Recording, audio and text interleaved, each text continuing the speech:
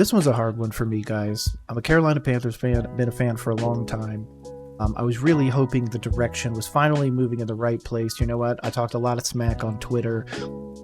I was really hoping that this, outside acquisition of a new coach with McCandless, getting in new pieces to support Bryce would be the right thing. But to be honest, it is March 14th, and I don't feel good about it. So let's talk about it right here on Roll Coverage. Hey, I thought it was all over. Nope. They roll coverage.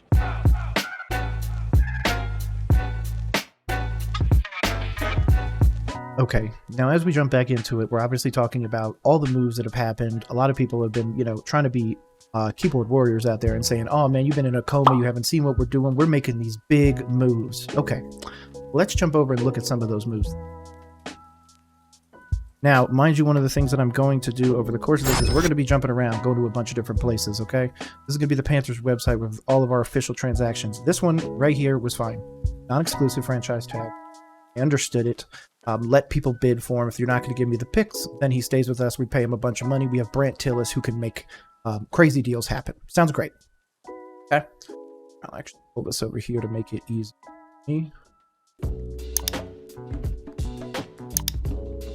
This offseason should be called giving Bryce Young a fighting chance for the Carolina Panthers. Okay, then we re-sign J.J. Jansen. Flip his contract, what he was given. O-Track currently has him. Last one they are stating... One hasn't said anything yet. Okay, so there's nothing on here for him yet, but 15 years, drafted by the Packers. I'm sure he's an awesome guy, but I don't get the hype behind hiring the offensive coordinator for the 20th best offense in the league. Yes. You know what I mean? That's just, to be completely honest. You know what I mean? Like, what are we talking about here? There's 20 other guys that are doing it better. His last contract was 1 year, $1.3 million. If we can get him for around that, that's fine. Yeah, 20, what he got. It says we re-signed him there. What was over here? I don't see it there. It says 24 at age 38. So if we can get him for around that, million or so, I'm down with that. So that one's totally cool.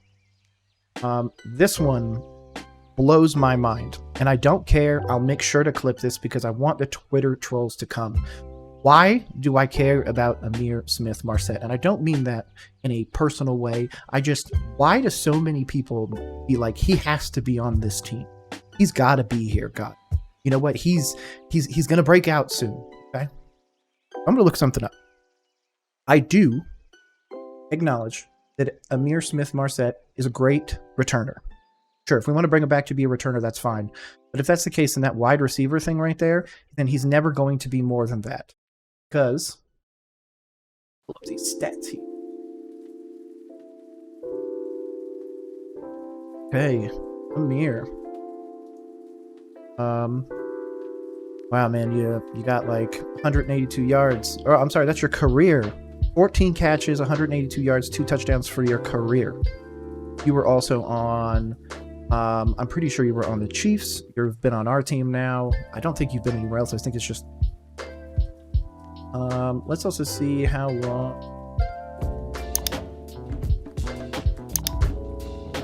I'm gonna go pull up, here we go, Pro Stat Reference. Yeah, there we go. I thought it was the Chiefs. So again, I'm not saying he's bad. I think he could improve, but I just don't know why so many people want him here. Again, I know he's got like the league high in, what is it, kickoff returns or something like that, or punt returns, which is great. Sure, you want to bring him back for that? That's fine. But let's not pretend like he's all of a sudden going to turn into Tyreek Hill or something like that, or all of a sudden after his 2021, 2022, 2023 season where he played a total of 33 games over that time, and he got 14 catches. Let's see what else he has. He only has 1 touchdown, and his only time that he was on special teams was with us, where he took 37 receptions for 322 yards. His longest being 79. Okay? I don't understand this move either. I don't understand why so many people care about this dude being on the team. If he's going to be a return guy, that's fine. Let him be a return guy, but stop pretending like he's all of a sudden going to, be a good wide receiver. That's not who he is. The Troy Hill one makes sense. Troy Hill's an interesting one. Again, pull stats off screen. I think the corner is going to be a problem for us for a long time. And I just don't see what's his name? God, JC Horn. I don't know if JC Horn's going to really come back and be the dominant player he was in college. So that makes me honestly pro football. Here he is. Got 113 games, 9 interceptions, 190 yards, 3 mostly with Rams, it looks like, in the McVay system. Went away to Cleveland for a bit. So we're getting a 33-year-old cornerback moving forward, whose best season was 29. He really hasn't, I mean, last year was the closest he's been, but most of the years when it comes to interceptions and defensive yards, he's not. Again, an interesting one. It means that he's got some experience, but also depends on what we're paying him. Not going to look that up right now. The Blackshear one, again, I don't understand why so many people care about signing a running back 3 when you guys hate Miles Sanders, and Chuba Hubbard really isn't going to be a high-end running back number 1. We literally could have gone to the Texans and gotten Joe Mixon for a 7th round, worst case a 6th round pick. You think Joe Mixon doesn't work well in this offense? You're crazy. Okay. Now we're getting to the ones that are a little tough for me. Dante Jackson going out was obviously needed to be done. I think that this was a great trade. So I don't want you to take it any other way. It was a good trade. I like Deontay Johnson. He's not a true high-end wide receiver number 1. He's more of a really low-end wide receiver 1. Even in a good situation, like if we're really trying to make him the guy, I still don't think he's going to be a 1,500-yard receiver, 15 touchdown kind of guy. A guy that's just like, oh my God, we got him. Or, like somebody would kind of think of when they think of like T. Higgins developing into something. I just don't think Deontay Johnson has that. I think he would be great. Like he'd be a really good wide receiver too. If you had somebody to put in front of that, we could get lucky and get just a really great draft pick. That would be awesome.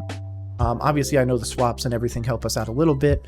And then obviously there's some possible news that with the investigations going on with the Eagles and some other teams, that the draft might actually be shortened. So our 33rd pick might actually technically be pick 31. So that could be interesting as well. Something to think about. This is the one that has me suspending my Panthers fandom. Joe Shane with the Scouting Combine a couple of weeks ago about their pleasant surprise when the salary cap bumped to $255.4 million. Yes, they lost Saquon Barkley, but they did get Brian Burns from the Panthers, a whopping 5-year, $150 million deal. We've got the details. We'll break them down at PFT later today. And they got him for only a 2nd and 5th round pick. This is a team that supposedly said no thanks to multiple first-rounders in the past. They dragged their feet on trading Brian Burns and dragged their feet. And then when they finally wake up, they didn't get anything close to what they could have gotten for Brian Burns. Yeah. Thanks for nothing, David Tepper. Well, this is the roster management equivalent of throwing a drink on your fans. Well, hey, you're funny. There we go. We gotta. It's 3 weeks in a row you brought it up. You're hot. You're gonna keep the streak alive here. But this is something I think we've learned from this process. A little bit like the Jerry Jeudy thing with the Broncos. When you're going to dangle somebody out there and tell them you want to trade them and do all that for an extended period of time, right? When that period ends and you don't pull the trigger on the trade, you better be damn sure to keep the guy, because like the value is not going to be the same 3 months later. Now we're going to trade him again. The guy doesn't want to be here. We know you don't want him anymore. You showed your hand the first time, and I think that's what we got a little here in this situation. Okay, I've kind of, I don't want to say not wanted to talk about it. I just didn't know how to put it into words. I have said for years, you can go check it out on my Twitter, that the minute Burns is traded, my Panthers fandom is on the shelf for a full year. That's why I call this the free agent period. Not actually going to go to another team, not actually like do any of that. But for this year, I'm allowed to go after my team more than I ever have. And that move was stupid. I don't care how you want to do it. We should have kept Brian Burns, even for the money that he got. Again, I'm going to... The Giants went out and acquired Brian Burns. a 25-year-old stud pass rusher who may just be the best player in the National Football League you either haven't heard of or certainly haven't seen a lot of. This guy is the very definition of beast. Beast. And all you did was give up a second this year. You already got a second in your back pocket from Seattle in the Leonard Williams trade, and a 5th rounder. And when I say all they gave up, the Los Angeles Rams 2 seasons ago knocked on the Carolina Panthers' door and said, we'll give you 2 1s and a 2 for Brian Burns. And they said no. That's how Les Snead valued this guy. So the Giants just strolled in and said, how about you take Brian Burns off the franchise tag? You don't want to pay him. We know you don't want to pay him. We'll flip you a 2 and a 5. You're totally draft pick needy because you traded it all away for Bryce Young. And you come back and you give us Brian Burns. Brian Burns' contract, pretty sure we only got like $80 million guaranteed. It's a $150 million deal, but you never carry about the big number. Guaranteed. He'll get $76 million guaranteed over 5 years. What's 76 divided by 5? $15.2 million on average. If you guys don't think he wasn't worth 15.2 on average, I'm going to roll some clips here. They're going to go throughout, probably right after this, where people are literally praising Brian Burns. It's like, now he's in New York. He's going to pop off. He's going to be great. And when he does, I don't want to hear a goddamn word from anybody at C3 or Four-Man Rush or any of those organizations that shit-talked him forever and shit-talked him and his brother on the way out the door. The fandom is a big part of the problem, not specifically saying that either of those organizations are toxic. I'm just saying there are some of the people that were like, man, Burns needs to go. I'm keeping receipts with all this. I just don't... This is not sitting well with me, again, until the off-season of the 2025 season, or going into the 2025 season, basically right around this time next year. I will be back into the Panthers fandom. But until then, I hate the Brian Burns move. Let's start right there in Carolina because we're talking to Luke Combs. Yep. He seems to be dining out. Should we what are your thoughts on, because obviously you're down there close, NC State Wolfpack Hall of Famer, I believe, and alumni, obviously, your story, huge down there in Carolina, even though you're a Pittsburgh guy. Whenever you think about that Panthers team, what do you think we should be expecting if you're a Luke Combs or one of their 125 fans? Right. Well, yeah, 125. So Dan Morgan came in, right? Dave McCandless comes up. I think for Dave, it's kind of okay. Let's kind of start from ground zero. I mean, I don't understand the Burns trade, to be quite honest with you. I think there's got to identify leadership in that locker room. And the girl you had on yesterday, the beat writer down there, when you asked that question, who they building around? There is no leader in that locker room. So they got to identify who that is going to be, who they can build that kind of culture with. And so, I feel bad for Bryce Young at this point. I think one thing they can do right now, they signed offensive lineman. You know what? Run the football. That to me is one thing they have to do right now is run the football. Hey, speaking of direction, what direction would you go if you were Canales doing his first team meeting whenever you go into OTAs there to talk to that squad? So I think the biggest thing I said, Pat, was I think right now with what they're doing to get offensive linemen is they got to establish the running game and run the ball, take the pressure off of Bryce. I thought lean on the defensive side of the ball also, and that's where I was kind of confused with Brian Burns being traded. So I think you got to go back right now. Is I get concerned in the second year for Bryce Young is him losing confidence. And I think that's the biggest thing to me is getting back to run the football, something I think they should have been doing more of. I think they start doing more of that for Pittsburgh with Kenny Pickett.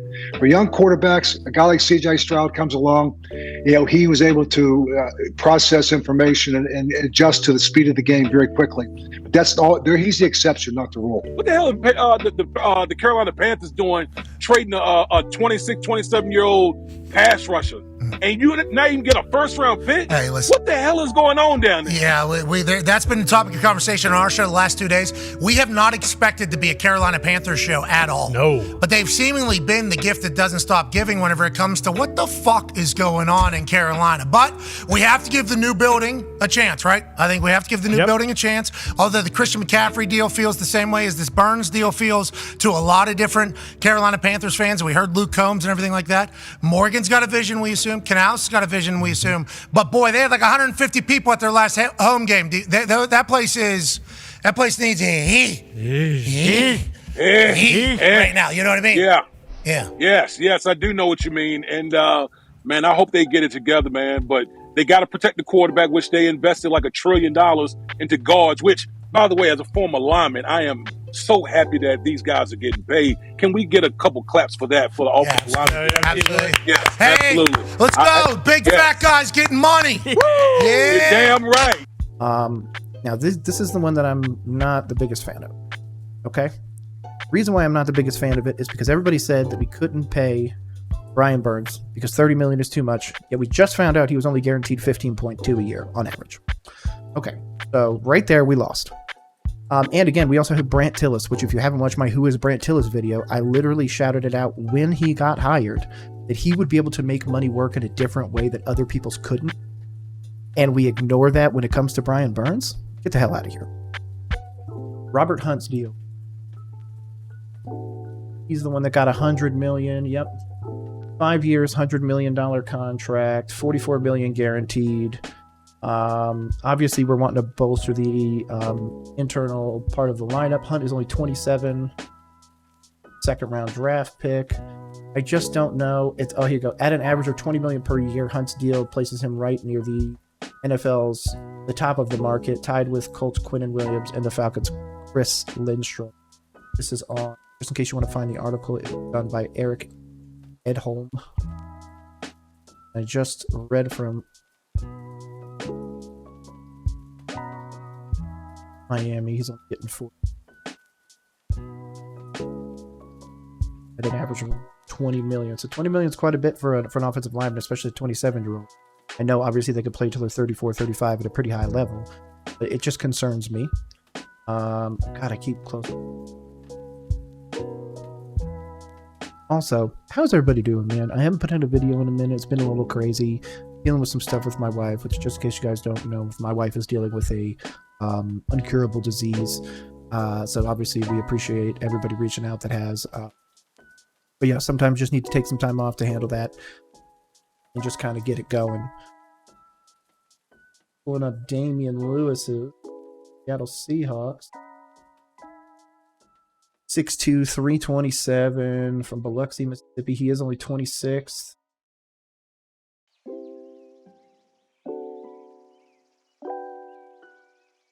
Okay. He's only got 12 since 2020. He's only got snap counts. 91%, 93%, 97, 95. That's good. Playing special teams, that's fine. Whatever. Offensive line penalty last year: 1 holding, 1 false start, 4 total penalties. So I'm guessing there was 2 other things that aren't on there. Okay. 410th among average hold. Close as of right now. 5.2 or 5.2440. 27 bench. Decent. Okay. 26. Played 16 games last. Okay. Linemen are a little bit harder for us to kind of figure out. Obviously, we haven't been able to figure it out. I'm fine with this as long as it's. If this number was lower, okay. If you told me we got Robert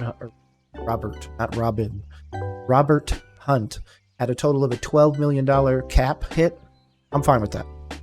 If it's $20 million cap hit, which obviously I know Brant Tillis is going to make it work, I'll feel better about it. But right now, letting Brian Burns go out the door for essentially close to what we would have paid a single lineman, and he's 25, Brian Burns, come on, man. The Ashawn Robinson one is fine. I don't love the Josie Jewel thing, especially because we lost Luvu. I understand that Jewel is a little bit better in coverage. We're going to see how that happens. And then Dane Jackson, I'm very interested in. I don't know a whole lot about him, to be honest with you. I haven't watched a whole lot of tape. That's going to come in time. And then obviously we released Bozeman, Bell, and Hayden Hurst.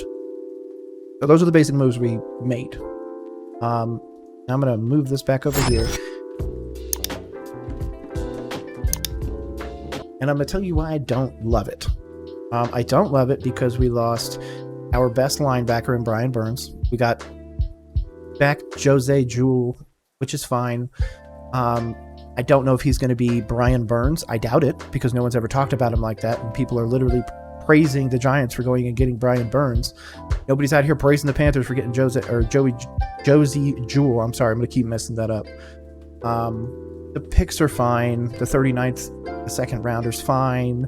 But again, these things, these 6th-round picks that we get, or I'm sorry, we got a 7th-round pick in Deontay Johnson. Again, I think I love the upgrade with Deontay because I think he's going to be a better version of Adam Thielen. And we paid so little for him that's fine. But next year, whenever he has to get paid, we're going to have to be the people to pay him. Or are we going to let him walk? That doesn't make sense. We're going to have to pay him. It's going to be getting, 15 to 25 million? Because the wide receiver market's only going up. And then obviously Justin Jefferson's going to completely reset the market here in the offseason, most likely, if not in the middle of the season. The 7th-round pick is fine. We got pick 240. We got a 2nd rounder in pick number 39, a 5th round in 141, and then a 2025 5th rounder. We're betting that we can pick the right talent this time. That's my problem. We should be betting on proven talent at this point. We need to build. We can't just keep guessing. If Tepper is actually still involved, I'm obviously even more hesitant. We're going to keep doubling down on the Bryce experiment because he lost the Stroud v. Young debate. As of right now, the Texans are ready to go. They're building the right way. They're going out and getting proven pieces like, again, Joe Mixon, while we just completely ignore that and we sign Raheem Blackshear.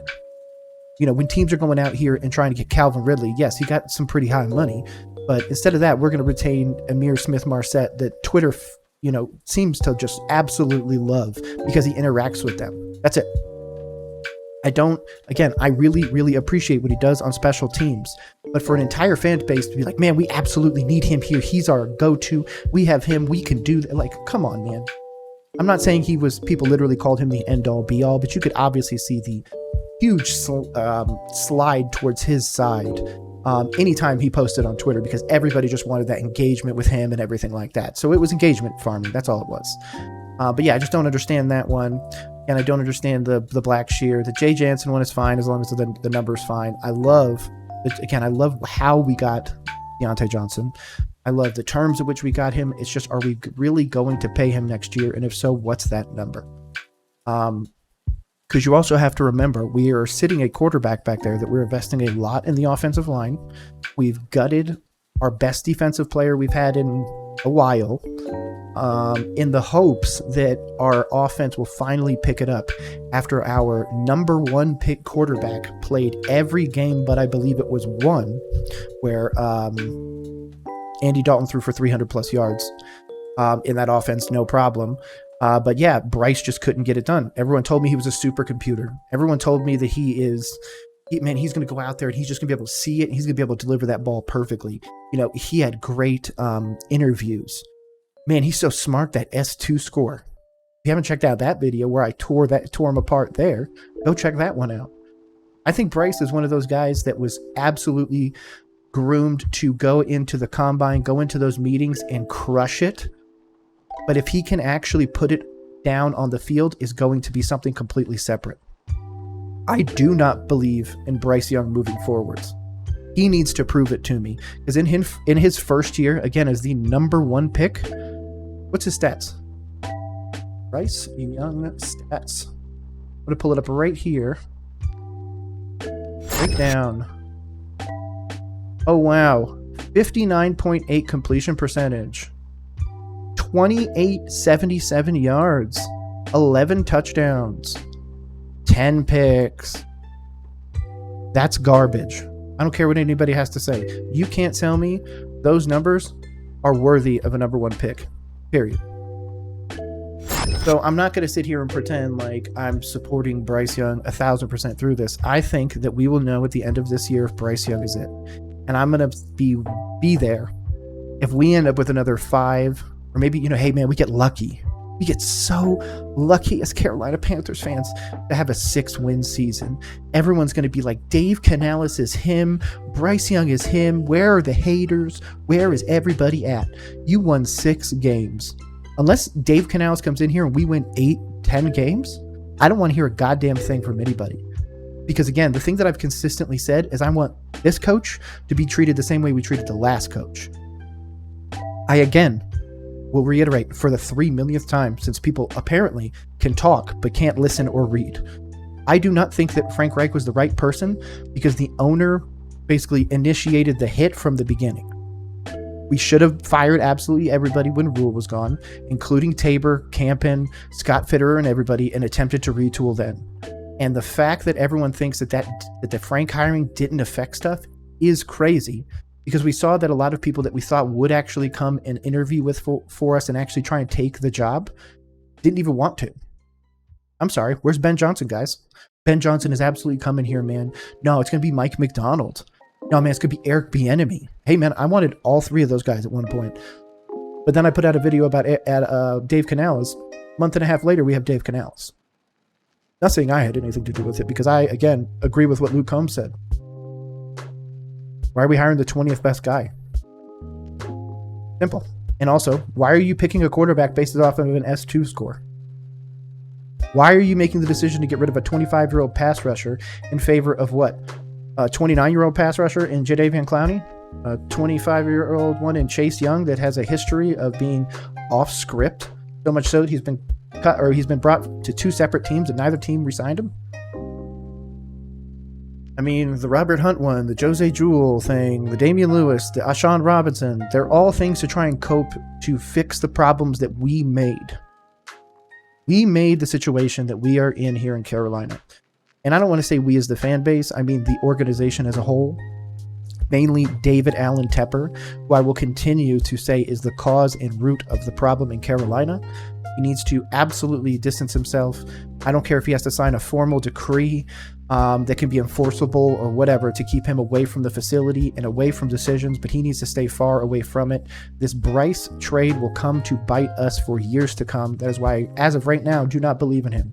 Now, if he comes out here, starts to actually see some progress, and Dave Canales is the guy, hey, I will eat the crow, no problem.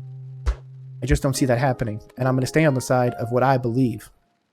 Just like anybody here that's going to come on here and try and talk smack, just like it says up here, come DM me, come talk to me face to face. Because I was the one last year, after the first week of football, that said we would only win 5 games. And y'all told me I was crazy. A lot of y'all said I didn't know ball. A lot of y'all also said that we were going to get 7 wins, or that we were going to be a fringe playoff contender because Bryce is him. And where the hell did we end up? Maybe you should be a better evaluator of talent. Maybe you should remove the emotion from it. And maybe you should actually understand these players' strengths and weaknesses by what they're putting out on the field. Not what they're doing in a classroom, not what they're doing in an interview, but what they're putting on the field. Bryce clearly couldn't handle the old vanilla Frank Reich offense that he could barely get going. So no, I'm not even going to give you that. If this is the year, I don't care if it's at the end of this year that we make the decision or at the beginning of next year, we need to figure out if Bryce is him, because if he's not, we're screwed, guys. But I'm gonna stop ranting. A lot of people are gonna come for me. Please come. Please clip it. Please post it. Post the full context. Otherwise, just don't post it at all. My name is Nick. This has been Roll Coverage. I hope you enjoyed it, and I appreciate you rolling with us. Peace.